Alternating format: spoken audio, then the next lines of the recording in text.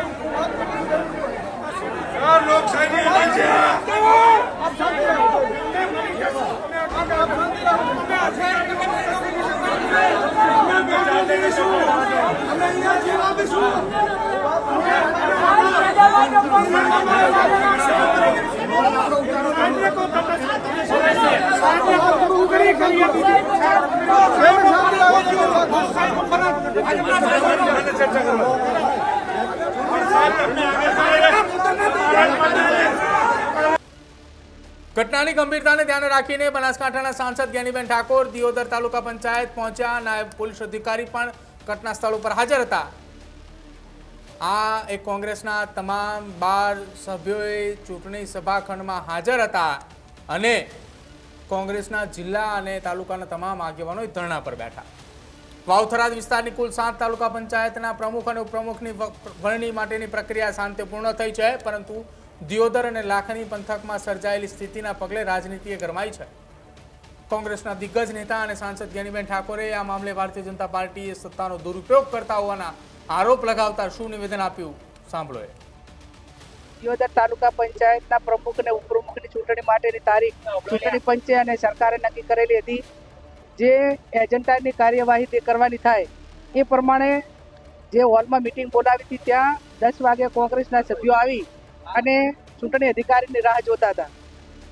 ભારતીય જનતા પાર્ટીના 10 સભ્યો ચૂંટાયેલા છે, કોંગ્રેસના 12 ચૂંટાયેલા છે. અમારા તાલુકા પંચાયતના પ્રમુખ તરીકે જે કોંગ્રેસ પાર્ટી જેને મેન્ડેટ આપ્યું હતું એવા પ્રભાબા અને તાલુકા પંચાયતના ઉપપ્રમુખ તરીકે અમારે જે ચાવડા પન્નાબેન, આ બંનેને કોંગ્રેસ પાર્ટીએ એ મેન્ડેટ આપેલો હતો.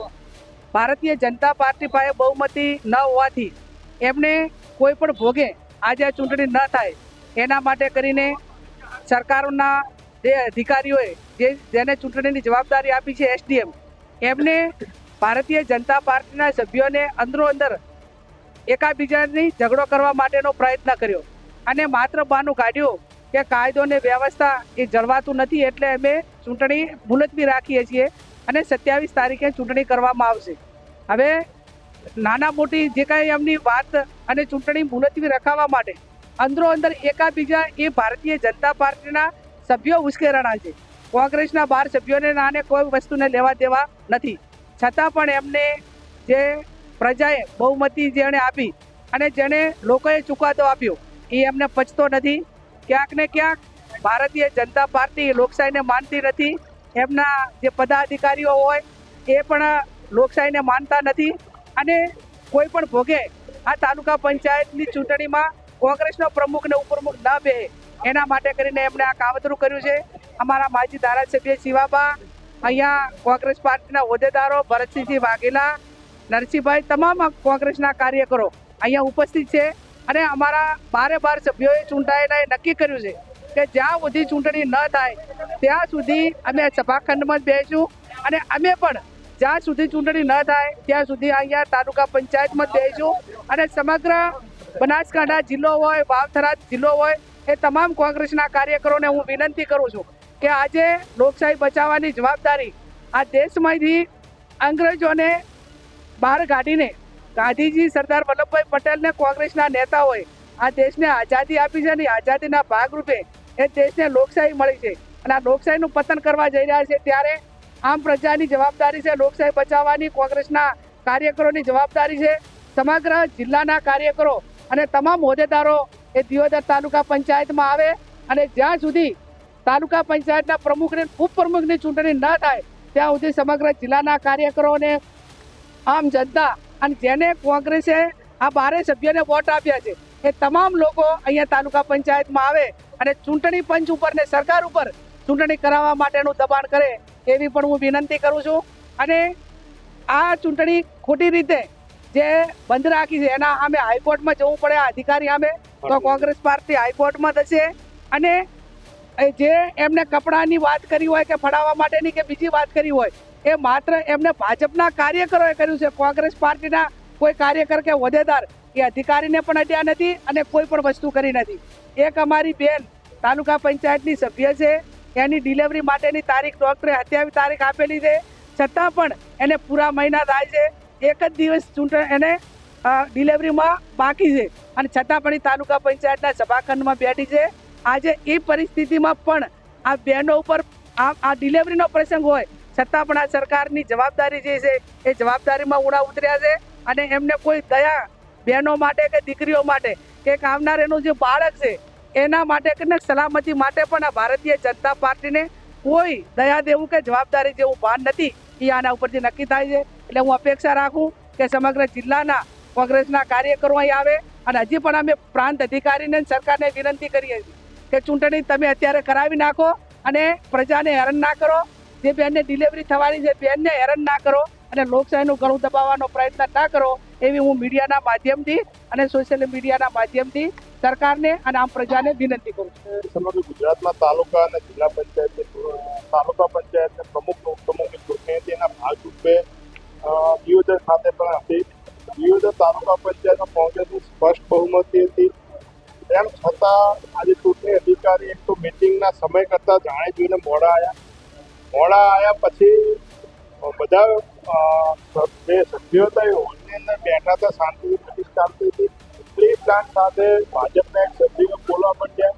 કદાચ એક સભ્ય બોલતા હતા તો ચૂંટણી અધિકારીએ એમને કાર્યવાહીમાંથી બાદ કરવાના હતા. પ્રોસિડિંગમાં લખીને વ્યવસ્થાના હાથ હતા એમને દૂર ગયા.